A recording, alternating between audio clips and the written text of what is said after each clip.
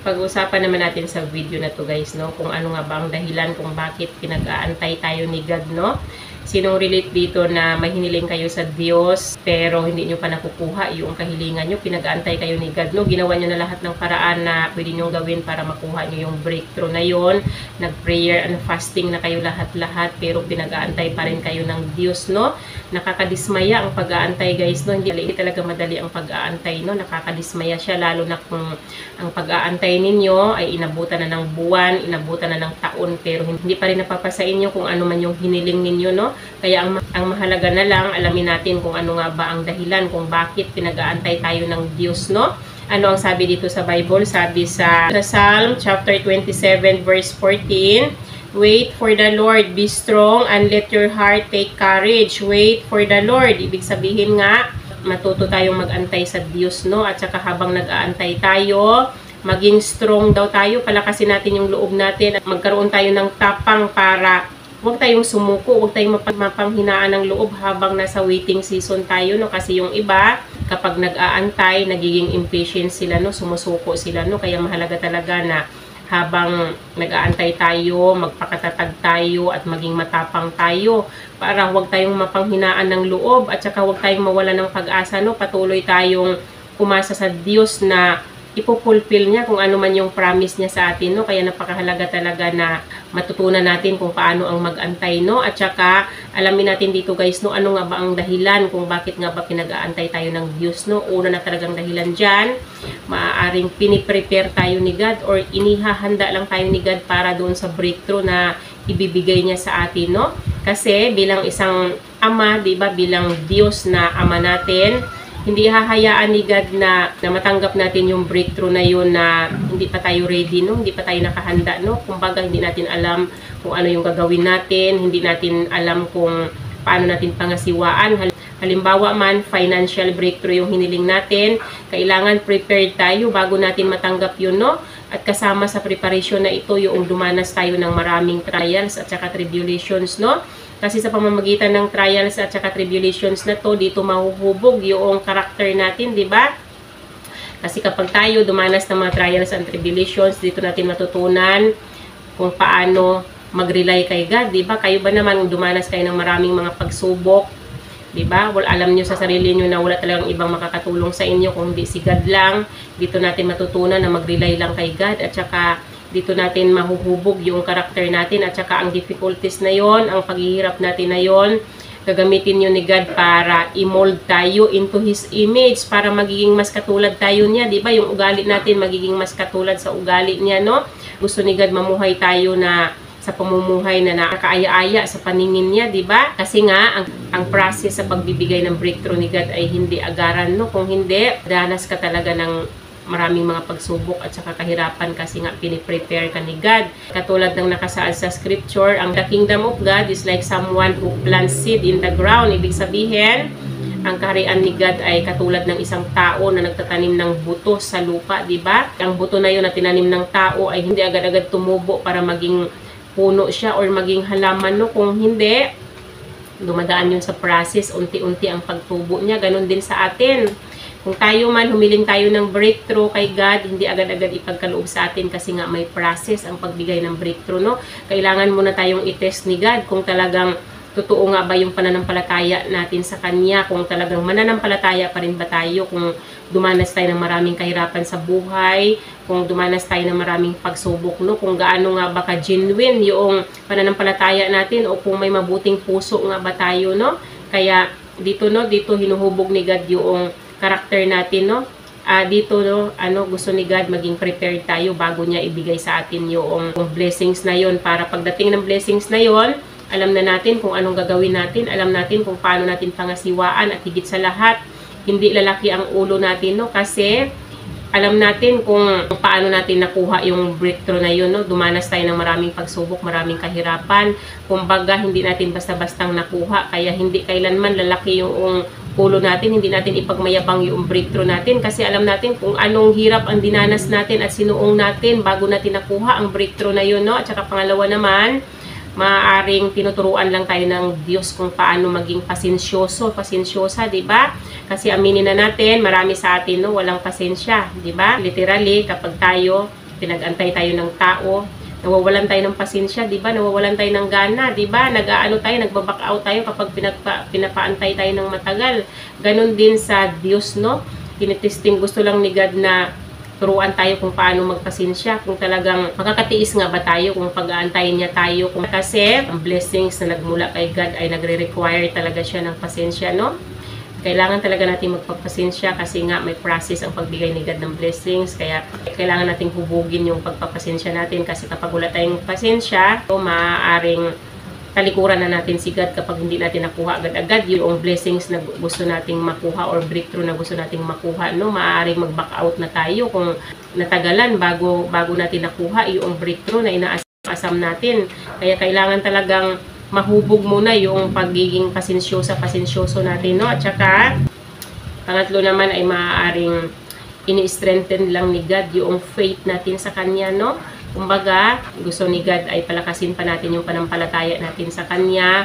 Gusto ni God na sa oras na dumanas tayo ng kahirapan at pagsubok, sa waiting season natin na yon, gusto niya mag-rely tayo sa Kanya, di ba? Kasi tayo na mga dumadanas ng mga pagsubok, no, alam natin na wala tayong ibang malapitan, wala tayong ibang matakbuhan, kundi si God lang. Si God lang ang makakatulong sa atin. Kaya gusto ni God, mas palakasin pa natin yung pananampalataya natin sa Kanya. No? Manampalataya pa rin tayo sa Kanya kahit hindi pa natin nakikita yung resulta. Kahit wala pang resulta yung hiniling natin, kailangan nating manampalataya sa Diyos at kailangan nating umasa sa Kanya.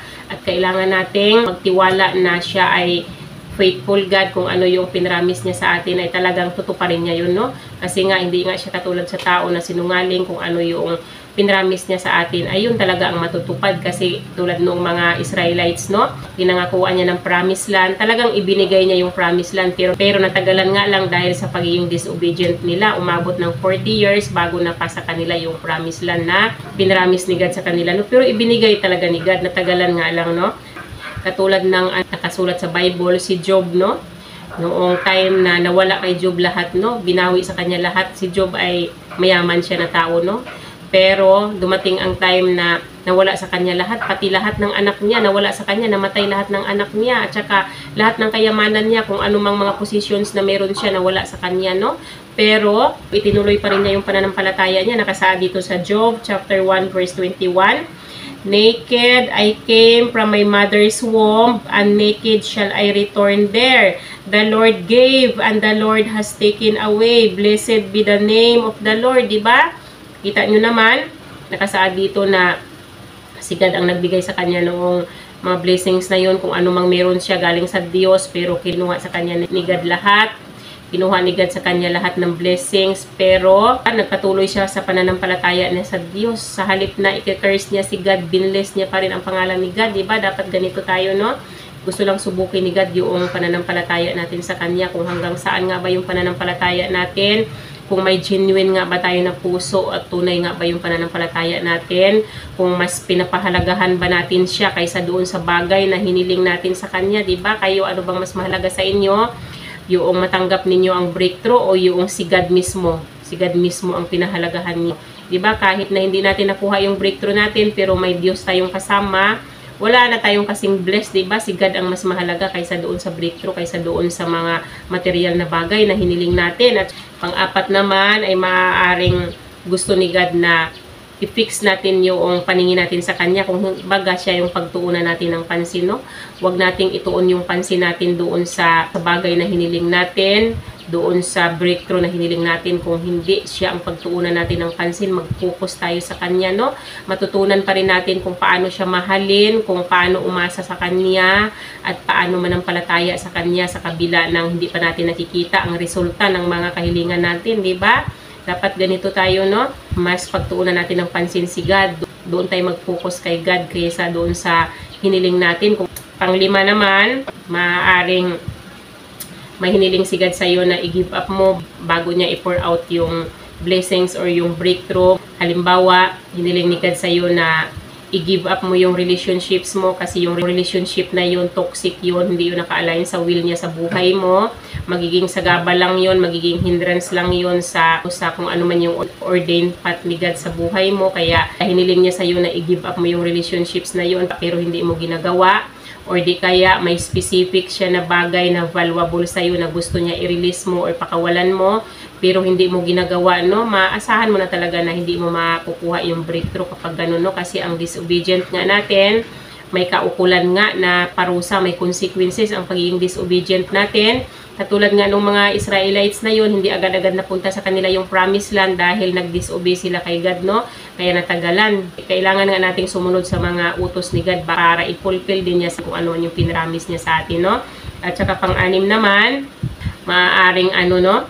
Yung breakthrough na inaantay natin na ibigay ni God sa atin ay hindi naman talaga yun ang ipinramis niya sa atin. Kung baga, nag-no siya doon sa hiniling natin pero patuloy pa rin tayong umaasa na ibigay sa atin, no? Hindi natin ito matatanggap kung hindi ito ipinramis ni God sa atin. Halimbawa na lang, humili, no, para sa pangsariling kapakanan natin, humihiling tayo para sa personal interest natin, humihiling tayo para lang sa selfish ambition natin, no? Kumbaga, humiling tayo ng mga bagay na para pansarili lang, no? Alam naman natin na si God ayaw niya na maging makasarili tayo. Kaya kung humiling man tayo kay God, siguraduhin natin na yung kahilingan natin naka-align sa will niya. Siguraduhin natin na kung ano man yung hiniling natin para sa kapakanan ng lahat, or kung hihiling man tayo para gamitin natin para sa kingdom works niya, or di kaya gamitin natin para makatulong tayo sa kapwa natin, kasi ganun ang gusto ni God na gawin natin, no?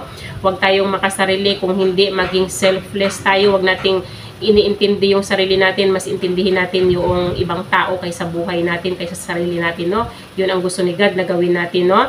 Kaya napakahalaga talaga guys na marunong tayong mag-antay, no? Huwag tayong mawawala ng pag-asa habang nag-aantay tayo, kasi alam naman natin na bilang Diyos, tutuparin ni God kung ano man yung ipinramis niya, kung ano man yung binitawan niyang salita ay talagang tutuparin niya, kasi nga faithful God siya. Tulad na lang na nakasaad dito sa Psalm chapter 40 verse 1, I waited patiently for the Lord, He turned to me and heard my cry. Ibig sabihin, sabi ng psalmist dito, mapagpasensya daw siya nag-antay sa Diyos, tapos binalikan siya ni God, at saka dininig ni God yung iyak niya, di ba? Ibig sabihin, ipinagkaloob ni God sa kanya yung kahilingan niya dahil marunong siyang mag-antay, di ba? Dapat ganito tayo, no? Marunong tayong mag-antay, no? Ako personally, marami din akong kahilingan sa Diyos na hindi ko pa natupad hanggang ngayon, no? Ang dami kong hiniling na hanggang ngayon hindi ko pa nakuha yung resulta, hindi pa nabigyan ng katuparan, no? Pero hindi naman yun ang pinapahalagahan ko, no?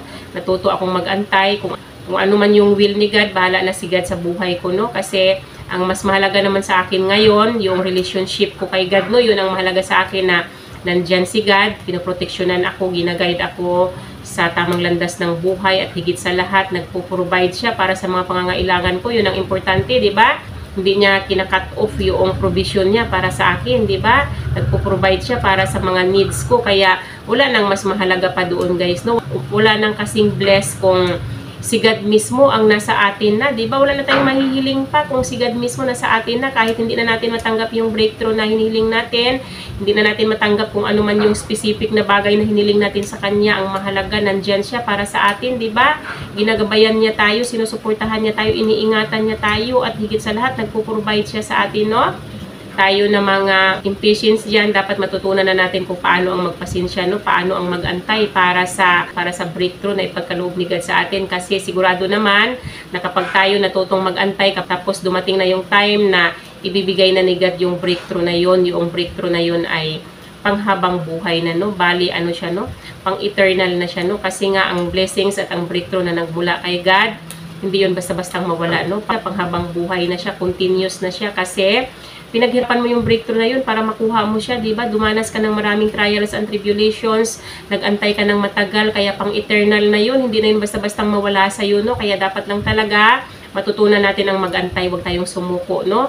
Ituon natin yung pansin natin kay God habang nag-aantay tayo, at saka panatilihin natin yung pananampalataya natin, at dapat malaman natin na talagang tutuparin ni God kung ano man yung promise niya sa atin, no? So, yun lang naman yung aking maisishare sa araw na to, guys. Sana may natutunan kayo sa akin. Hanggang dito na lang yung aking video. Bye-bye and God bless you all. Bye-bye everyone!